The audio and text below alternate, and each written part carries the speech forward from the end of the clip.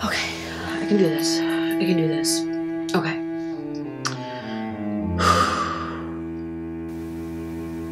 My name is Chelsea,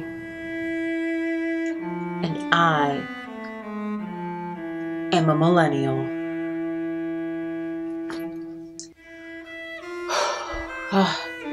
Feels so good to get that off my chest. My name is Chelsea, and yes, I am a millennial. And I decided the other day that I'm going to appoint myself the spokeswoman of all millennials. Why would I take on that burden, you ask? Well, I think I need to apologize for my generation. There's a lot of complaints. They've been written in. We've been tallying them. The complaint emails have been flowing into millennials. And I decided to take it upon myself to confront them and apologize for the problems you have with us. Because I get it. You have a lot of problems with us. I understand. But I'm going to take your issues, don't worry.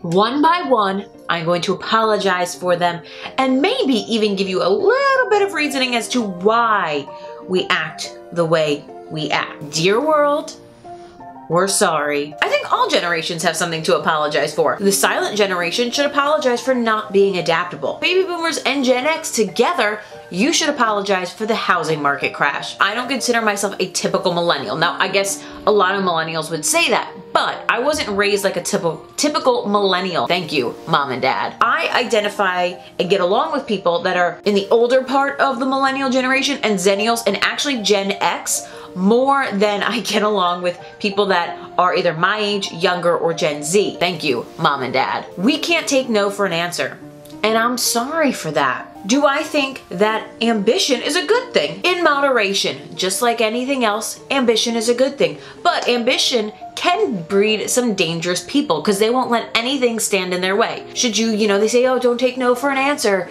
when you're going for your dreams. Absolutely. But is there a time and place where you should take no for an answer? Absolutely. Most millennials can't take no for an answer. Now this is because we were raised by being told we could be anything we want to be. Now we have people in my generation who really think they could be anything they want to be, even if they can't. Just how it is. We think we're great at everything, and I'm sorry for that.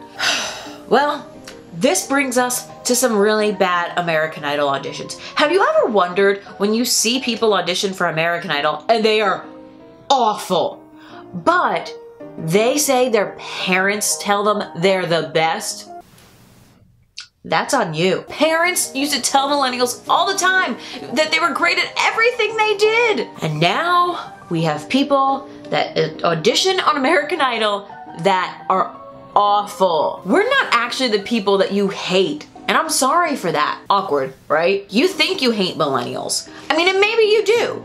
But you also confuse us with Gen Z. Now it's called iGen or Gen Z, and the I is lowercase like an iPhone, an iPod, iPad, all that. These kids were born from 95 to about 2012. They're the kids that are in college and in high school that are annoying you so much all the time. That's not us. I'm sorry to disappoint you. We think everything should be handed to us, and I'm sorry for that. Ugh, Lord help whoever came up with the idea of a participation trophy. I'm sorry, you don't deserve a participation trophy. Sports apparently changed during my generation, and I don't know what happened there. I don't know why parents and coaches decided that they were changing the rules of sports, and there are no losers. No, there are. Your team was terrible, you didn't win, so you don't deserve a trophy. We don't think anything's our fault.